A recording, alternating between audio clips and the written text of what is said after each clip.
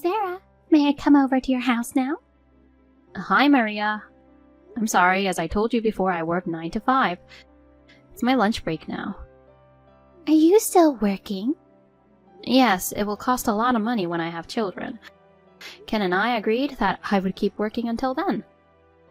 What are you talking about? You've been married for more than a year now. You still don't have children. Well, it's true that Ken and I don't have children yet. Do you know why you can't have children? Children are a gift. I don't know why I can't have a child or when I will have a child. It's up to God's will. What nonsense! The reason is obvious. It's because you don't quit your job. What does it matter if I keep working? Of course it has something to do with it. You can't have children when you are stressed out. You work every day or live a hectic life. You can't have children. I see. But fortunately, I'm not stressed.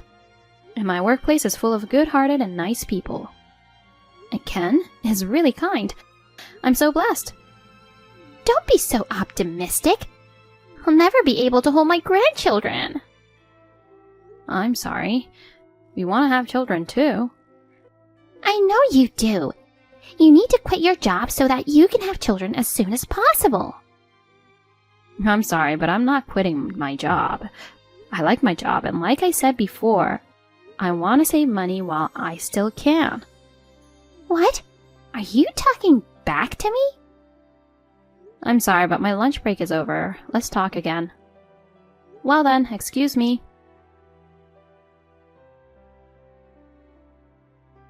Sarah, it's your lunch break, right? Yes, what happened? I was going to ask you one more thing yesterday. What is it? Do you prepare Ken's lunch? No, I don't.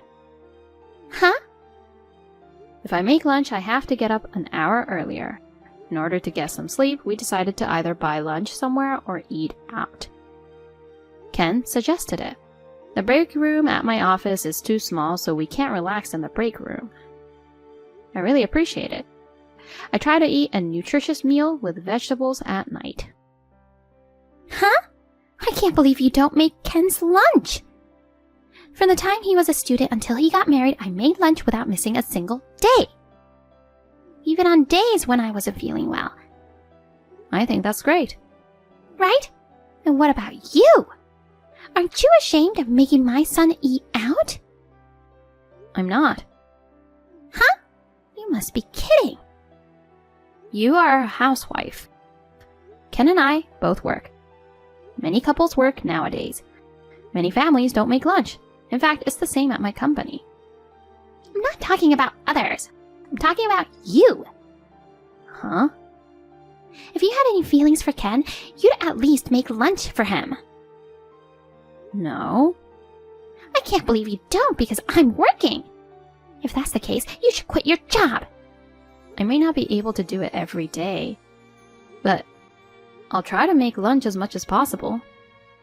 As much as possible? Every day, is that clear? Yes. You're just full of excuses. I'm your mother-in-law and you don't even listen to me. I don't know how you were raised. So you took Ken's shirts to the cleaners, right? Dry cleaning? No. Huh? He wears shirts every day. If I send them to the cleaners, it costs a lot of money. I iron them at home. Ken says it's better that way. How can it be better? You must take it to the cleaners. Why? Are you asking me why? He is a salesperson. He goes to clients and new customers and negotiates with them, okay? It's a tough job. Yes, I agree. If he wears a shabby shirt on such an important occasion, he will be embarrassed.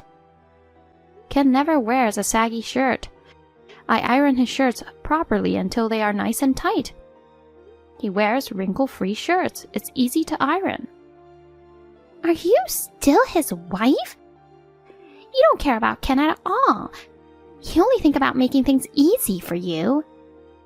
Ironing clothes takes more time and effort than taking them to the cleaners. How can you think of making things easier? Ken and I decided to do it after considering the money. I don't intend to change it. You are so cocky. I'm really annoyed with you because you keep talking back to me. Are you trying to irritate me on purpose? I'm not. Anyway, don't think about making your housework easier. Think about Ken first, okay? I understand.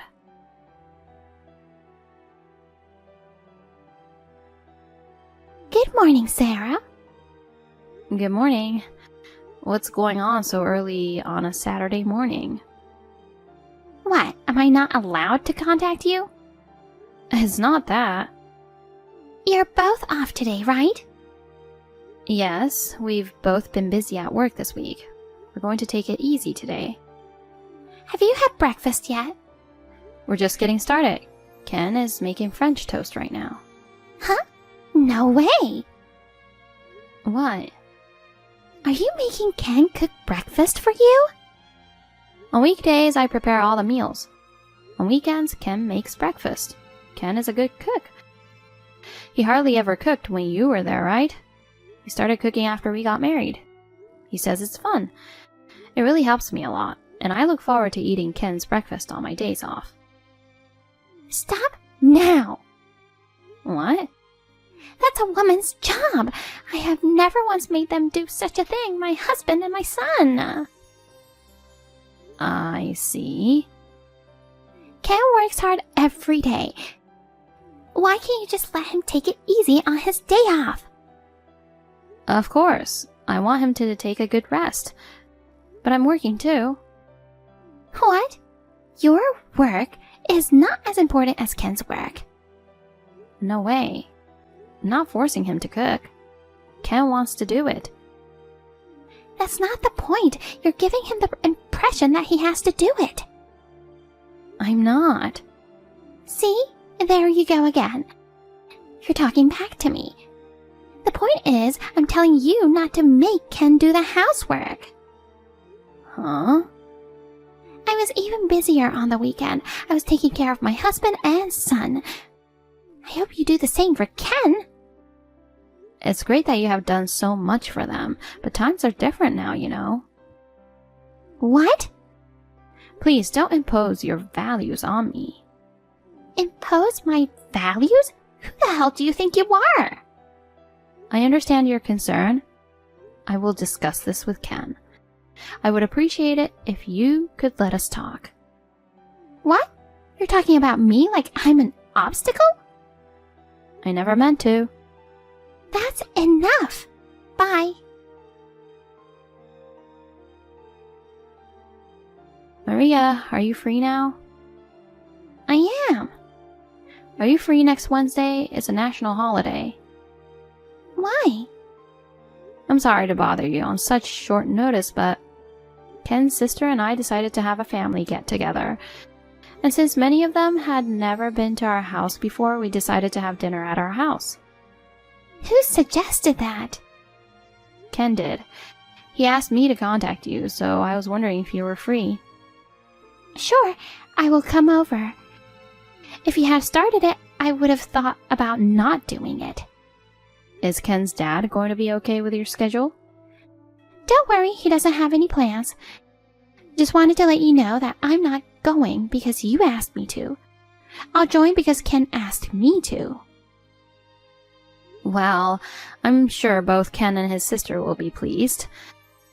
It looks like everyone has plans in the morning. I will have some preparations to make. We're planning to gather around 4 p.m. Could you come around 4 p.m.? What? That late? It's such a big event. I'd like to go earlier. I'm sorry, I'm sure you'll be swamped with preparations. It would be very inconvenient for us not to be able to help you, so if you could come at 4, that would be great. Oh, okay, I understand. Thank you very much. I'll see you next Wednesday at 4. Thank you very much.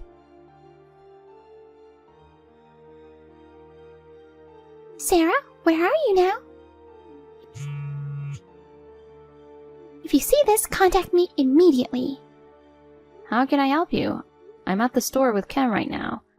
I don't care where you guys are. What are these dishes? What? Where are you now? Your house, of course. What? I asked you to come around 4. I heard you. There's no way I would come that late. Why? I mean, how did you get into our house? I have a duplicate key. What? I made a duplicate key when I visited you the other day. It's your fault for not noticing. Oh no. It's all your fault. You should have put yourselves in our shoes, having to wait until the evening. Well, let's not talk about that now. What do you mean by what these dishes? I mean, these look so bad. I don't know if you thought you were being fancy by preparing a pizza, but pizza is supposed to have a thin, crispy crust. What is a thick, bread-like crust? This is not a pizza. I tasted a bite of the pasta, but it wasn't cooked long enough, and you must use tomato sauce for your pasta. It was soaked in some oil. It was disgusting. Even the meatloaf looks like it's undercooked. There's no way I can eat this. I'm sure those are delicious. You're overestimating yourself, aren't you? I don't understand why you praise your own cooking. Everyone will be sick. I threw them all in the trash. What? You should be thankful that none of us are getting food poisoning. You're joking, right? You wouldn't make a big joke like this, would you? Did you really throw everything away? I did. I'd much rather order some food. Now get some takeouts, okay? Oh. I mean, how can you make the world's worst looking food like that? That made me laugh. I didn't make it. What? What are you talking about? And who made it? Your husband. Huh? You're lying. I'm not lying. The gathering was a surprise for you. A surprise? What in the world? We wanted to celebrate your 60th birthday. Ken's dad wanted to celebrate with the family. Do you remember I asked if Dad could make it? I wanted to make you think that he wasn't the host. He's the host of this party. He told me that you wanted some meatloaf the other day, so he cooked some for you. He wasn't so sure about his cooking, but he was at our house early this morning cooking. Well, he wasn't home this morning because he has some errands to run. I had a chance to taste it. I was so surprised. It was really delicious. Can't believe you threw it away. You thought I made it and wanted to harass me, didn't you? I'm so sorry. What should I do? You have no choice but to be honest and apologize. There's no way you can do that. If he finds out that I tossed his meatloaf, he would be absolutely furious. Besides, I don't want Ken to hate me. Ken is already unhappy with you. What? Didn't I tell you that we were shopping together? You did. At least don't tell my husband. He would definitely be sad if he knew I threw it away. I think others would feel bad too. You're making people feel sad. Huh? You're saying it's my fault? You threw away the food your husband made for you. It's your fault. No, it's your fault. If you had told me from the start instead of surprising me, this wouldn't have happened. Oh no. Your husband, Ken, and I, we wanted to make you happy. Huh? I didn't ask for that. Now my family and relatives get upset because of you. Take responsibility. Mom, that's enough. What? Ken? That's right. Mom, what have you done?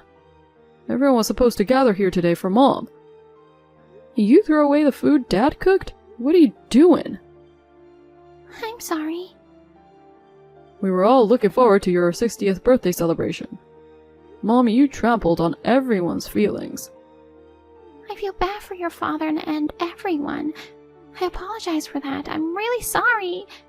But it's all Sarah's fault. Huh? Sarah didn't tell me anything. That's why I got into this mess. Don't blame Sarah. Why are you defending her? Because Sarah did nothing wrong. It was Dad and my idea to make it a surprise, and Sarah helped us. We thought she made it anyway.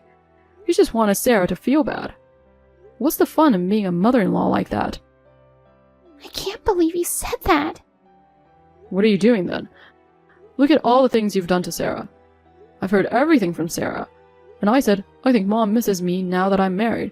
Please put up with me a little longer. I was a jerk for saying things like that. From now on, I won't let you do what you want. Oh no. Did she report every single exchange she had with me? I mean, do you know everything? That's really disgusting. You're the worst, Mom. We're a married couple. We share everything. We talk about our days. I'm sorry, and I'm sorry I threw away the food. Forgive your mother.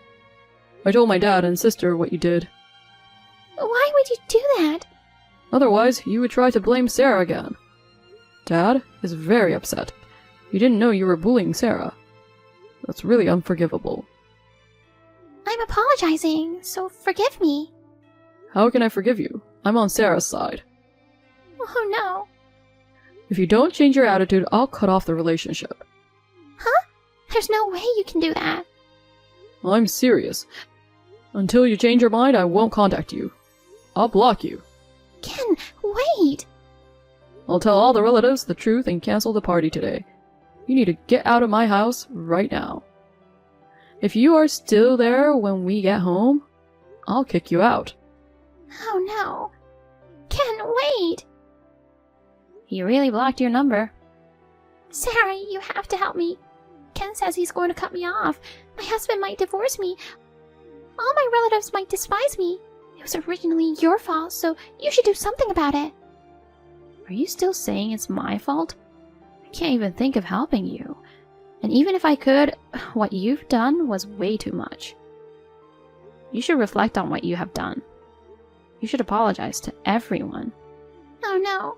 Why do I have to go through this? If you think it's my fault, I can't help it.